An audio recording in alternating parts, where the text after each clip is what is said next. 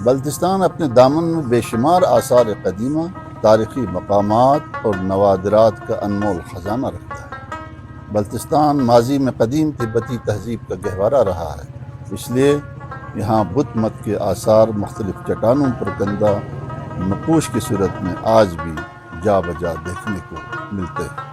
ان میں سے ایک سکردو منٹھل کے مقام پر واقع کم و بیش 1200 سال پرانا منقش بدھا راکھ ہے۔ یہ گلگت بلتستان کی تاریخ کے بدھ مت آثار میں سے اہم ترین ورثہ ہے۔ بتایا جاتا ہے کہ یہ دراصل بدھی کونسل کا چٹان پر تراشا گیا عکس ہے، جسے بدھ مت اصطلاح میں منڈالا کہتے ہیں۔ اس طرح کے عظیم الشان طریقے سے تراشے ہوئے اور بڑے سائز کے منڈالا نقوش ہندوستان، چین، جاپان، بھوٹان، نیپال اور لداخ و تبت جیسے بدھ مت کے مراکز میں بھی اب تک دریافت نہیں ہوئے۔ روایات کے مطابق بلتستان میں بدھ مت کی تبلیغ کا آغاز 4 صدی عیسوی میں ہوا تھا، مگر تاریخ اور قرائن سے معلوم ہوتا ہے کہ یہاں ایک عرصے تک بدھ مت کو پذیرائی نہیں ہوئی اور یہاں کے لوگ قدیم مذہب بون مت کے ہی پیروکار رہے۔ 727 عیسوی میں تبتیوں نے اپنی ریاست کو توسیع دے کر بلتستان و گلگت بھی اپنی قلمرو میں شامل کیا اور پھر بدھ مت کی تبلیغ بڑے زوروں پر ہونے لگی۔ اسی دور میں اس بڑے منڈالا کو تراشنے کا کام مکمل ہوا۔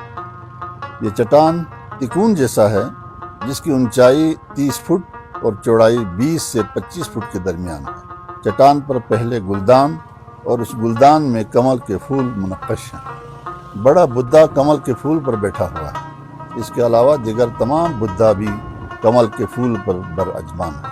کمل کا پھول بدھ مت میں متبرک سمجھا جاتا ہے۔ بڑے بدھا کو مورخین گوتم بدھ کی تصویر بتاتے ہیں، جو اپنے روایتی انداز میں بیٹھے ہوئے ہیں، بائیں ہاتھ گود میں جبکہ دائیں ہاتھ گھٹنے پر رکھے ہوئے ہیں۔ گوتم بدھ کے سر پر کوئی ٹوپی نہیں ہے اور سر کے بال روایتی انداز میں گندے ہوئے ہیں۔ جسم پر صرف ایک لحاف اس کے پیٹ اور پشت کے گرد لپٹا ہوا ہے۔ اس کے ارد گرد 20 بدھا کے چھوٹے مجسمے کندہ ہیں، جو سب کے سب گزرے ہوئے بدھا ہیں، جنہیں بدھ مت اصطلاح میں کلپاس کہتے ہیں۔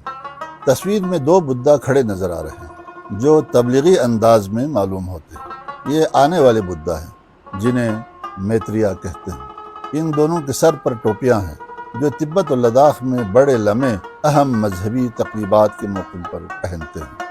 چٹان پر پھیلے ہوئے بڑے کمل کے پھول پر تبتی رسم الخط میں تحریر کے 3 حصے ہیں۔ ان میں سے 2 حصے اب امتداد زمانے کے ہاتھوں ختم ہو چکے ہیں، صرف ایک حصہ باقی ہے۔ ان تحریروں میں بدھ مت کے پیروکاروں کے لیے مذہبی احکامات اور ہدایات درج ہیں۔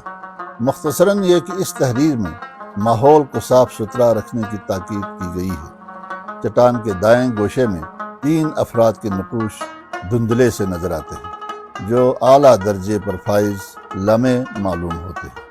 اس چٹان کے پیچھے اسٹوپا یعنی چھرتن بنا ہوا ہے۔ چٹان کے اوپر ایک طاقچہ بھی چھت کی بیم پھنسانے کے لیے کندہ ہے۔ چٹان کے سامنے عبادات بجا لانے کے لیے ایک چبوترا موجود ہے، جبکہ پیچھے کے 2 اطراف میں غار ہیں، جن میں لامے رہتے تھے۔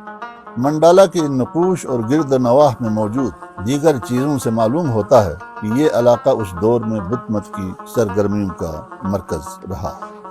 معزز ناظرین، ان قدیم آثار کی دنیا میں بڑی اہمیت ہے۔